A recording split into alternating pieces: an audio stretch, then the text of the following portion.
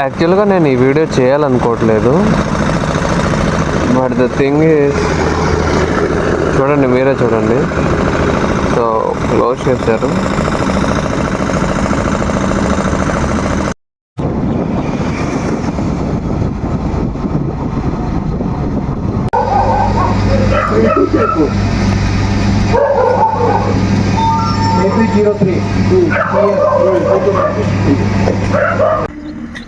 చూశారు కదా, ఇది సిచ్యువేషన్.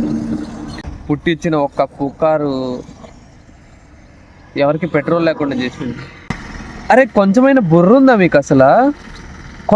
కొంచెమైనా పెట్రోలు డీజిల్ ఆగిపోతే ట్రాన్స్పోర్టేషన్ నడుస్తుందా? డైలీ 100 కొట్టించేవాడు 1000 కొట్టిస్తాడు. ఒక్కడు 500 కొట్టించుకొని పోతే డైలీ 100 కొట్టించుకునేవాడు నలుగురు చాలుకొస్తుంది పెట్రోలు.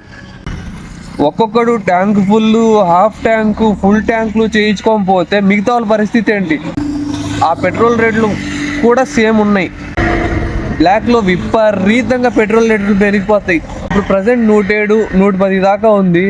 200 అయినా బాధపడే అవసరం లేదు. మేబీ ప్రాణాలు కూడా పోవచ్చు. ఏవైతే తిరిగానో పెట్రోల్ బంక్స్, సో పోలీసు వాళ్ళు వచ్చి చెప్తున్నారు ఒక 1 వీక్ దాకా, లేకపోతే 3-4 డేస్ దాకా షార్టేజ్ ఇష్యూస్ వచ్చేస్తాయి పెట్రోల్. సో ప్యానిక్ అవ్వకండి ఎవరు.